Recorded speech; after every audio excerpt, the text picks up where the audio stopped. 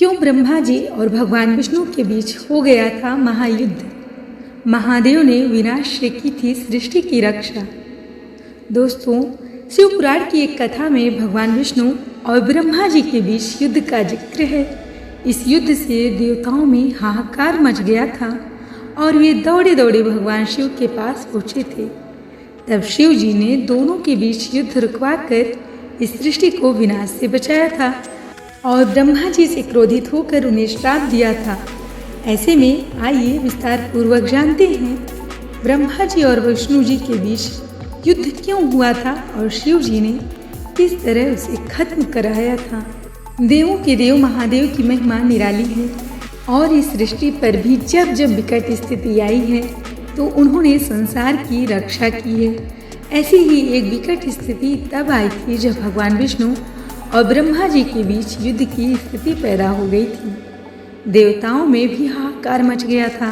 किसी की भी इस युद्ध को रुकवाने की हिम्मत नहीं हो रही थी। ऐसी परिस्थिति में देवता शिव जी के पास पहुँचे और उनसे विनती करने लगे। तब जाकर शिव जी दोनों के बीच आकर खड़े हुए और युद्ध शांत हुआ। शिव पुराण में इस कथा का जिक्र मिलता है। तो आइए ब्रह्मा जी और विष्णु भगवान के बीच की इस तनातनी और शिव जी के हस्तक्षेप के बारे में विस्तार पूर्वक जानते हैं।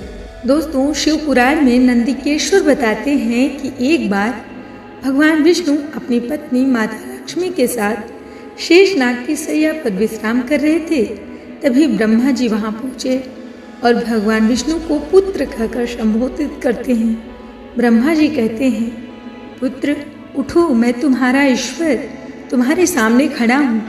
यह सुनकर भगवान विष्णु को बड़ा क्रोध आता है, लेकिन वे शांत स्वर में कहते हैं, पुत्र तुम्हारा कल्याण हो, लेकिन बताओ कि पिता के पास आने की आवश्यकता कैसे पड़ गई।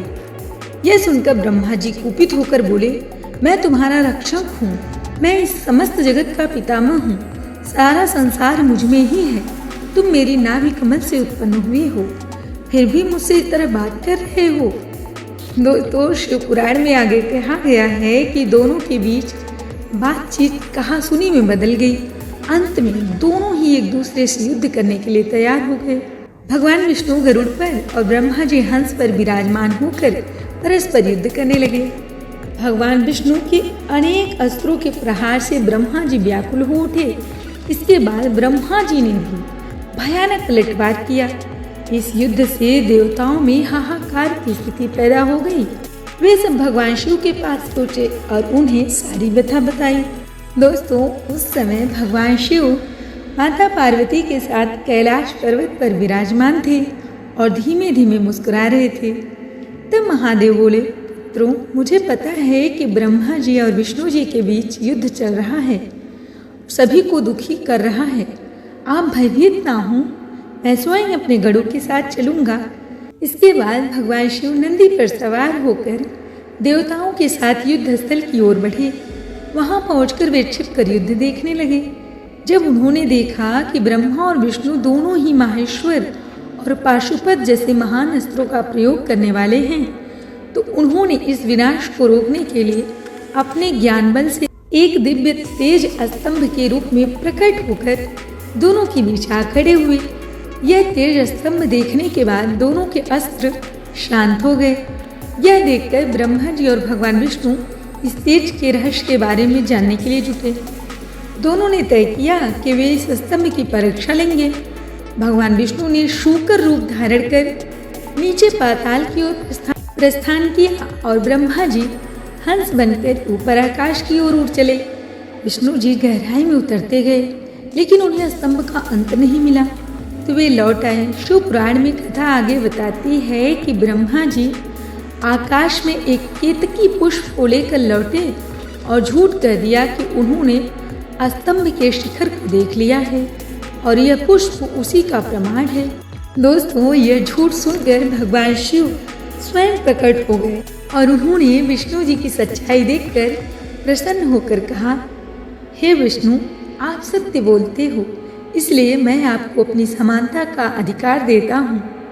ब्रह्मा जी के छल पर भगवान शिव को अत्यंत क्रोध आया। उन्होंने अपनी तीसरी आंख से भैरव जी को प्रकट किया और उन्हें आदेश दिया कि ब्रह्मा जी को दंड दें। और दोस्तों, भैरव ने ब्रह्मा जी का 5वां सिर ही काट दिया। डर के मारे कांपते हुए ब्रह्मा जी ने क्षमा मांगी। इसके बाद विष्णु जी ने शिव जी से प्रार्थना की, आपकी ही कृपा से ब्रह्मा जी को 5वां सिर प्राप्त हुआ था, कृपया उन्हें क्षमा करें। और दोस्तों, शिव जी ने अपनी आज्ञा दी और भैरव ने ब्रह्मा जी को छोड़ दिया।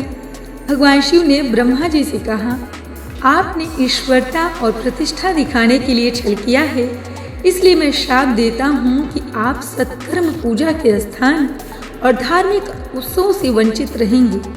ब्रह्मा जी ने अपनी भूल मान ली और क्षमा मांगी। तब भगवान शिव बोले, पापियों को दंड देना आवश्यक है ताकि लोक व्यवस्था बनी रहे।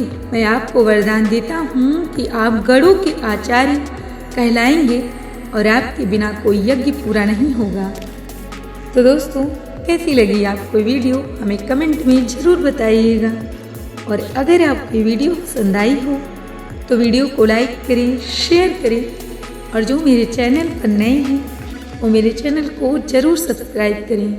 तो दोस्तों, मिलते हैं नेक्स्ट वीडियो में एक और रहस्यमय जानकारी और कथा के साथ।